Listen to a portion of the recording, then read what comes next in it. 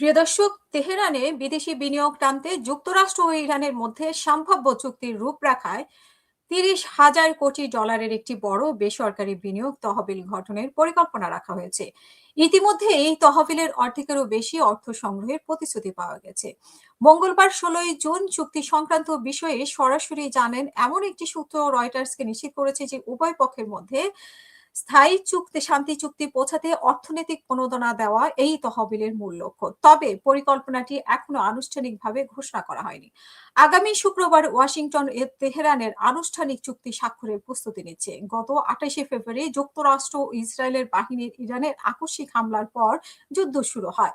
গত রোববার দুই দেশের কর্মকর্তারা জানিয়েছেন যে যুদ্ধ থামাতে একটি রূপরেখা চুক্তিতে তারা সম্মত হয়েছে।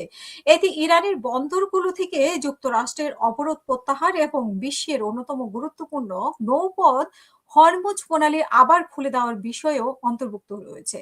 সূত্র জানায় নতুন এই তহবিল কোনো সরকারি ক্ষতিপূরণ বা পুনর্গঠন প্রকল্প নয়, এটি সম্পূর্ণ বেসরকারি বিনিয়োগ তহবিল। এতে সরকারি অনুদান থাকবে না। যুক্তরাষ্ট্র, উপসাগরীয় আরব দেশ, এশিয়া, দক্ষিণ আমেরিকা ও আফ্রিকার বিভিন্ন কোম্পানি এতে অর্থায়নে প্রতিশ্রুতি দিয়েছে। ইরানের একটি সূত্র রয়টার্সকে জানিয়েছে যে যুদ্ধের ক্ষয়ক্ষতি তেহরানের প্রথমে যুক্তরাষ্ট্রের কাছে $40,000 কোটি ক্ষতিপূরণ চেয়েছিল, কিন্তু ওয়াশিংটন স্পষ্ট জানিয়ে দেয় যে তারা কোনো ক্ষতিপূরণ দেবে না। এরপর রিকনস্ট্রাকশন অ্যান্ড ডেভেলপমেন্ট ফান্ড নামে এই বেসরকারি তহবিলের ধারণা আসে। আঞ্চলিক দেশগুলোর এই তহবিলের ঋণের সহায়তায় সহজ ঋণ সুবিধা কিংবা সরাসরি অর্থায়নের মাধ্যমে অবদান রাখবে। ক্ষতিগ্রস্ত অবকাঠামোগুলোর মধ্যে রয়েছে মোবারকে স্টিল কারখানা, তেল শোধনাগার এবং বিমানবন্দর সহ বিভিন্ন স্থাপনা। 4 দশকের নিষেধাজ্ঞায় বিচ্ছিন্ন হয়ে থাকা ইরানের অর্থনীতিতে এই ধরনের বড় বিনিয়োগ তহবিলকে ইতিবাচক হিসেবে দেখা হচ্ছে। দেশটি বিশ্বের দ্বিতীয় বৃহত্তম প্রাকৃতিক গ্যাসের মজুতদার এবং চতুর্থ বৃহত্তম তেলের মজুতদার।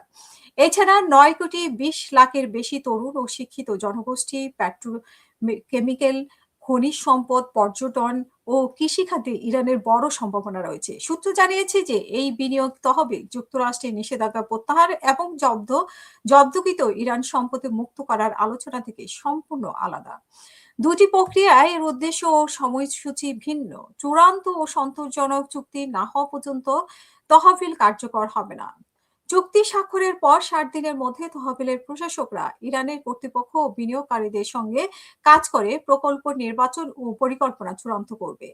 ইরান ও পাকিস্তানের পররাষ্ট্র মন্ত্রণালয় এই তহবিল সংক্রান্ত চুক্তির মধ্যস্থতা করেছে। হোয়াইট হাউসের মুখপাত্র জেডি ভ্যান্সের সাম্প্রতিক সাক্ষাৎকারে উল্লেখ করে বলেছেন যে ইরান যদি চুক্তির শর্ত মেনে চলে, বিশেষ করে পারমাণবিক কর্মসূচি বন্ধ, সমৃদ্ধ ইউরেনিয়াম ধ্বংস এবং কঠোর আন্তর্জাতিক পরিদর্শন মেনে নেয়, তাহলে উপসাগরীয় দেশগুলোর অর্থায়নে ঘটিত এই তহবিল ইরানের প্রবেশাধিকার পাবে। এখনো তহবিলটি কিভাবে পরিচালিত হবে বা কারা এর নিয়ন্ত্রণে থাকবে তা চূড়ান্ত হয়নি। দক্ষিণ কোরিয়া, জাপান, সিঙ্গাপুর, মালয়েশিয়া ও যুক্তরাষ্ট্রের কয়েকটি কোম্পানি ইতিমধ্যে বিনিয়োগের প্রতিশ্রুতি দিয়েছে।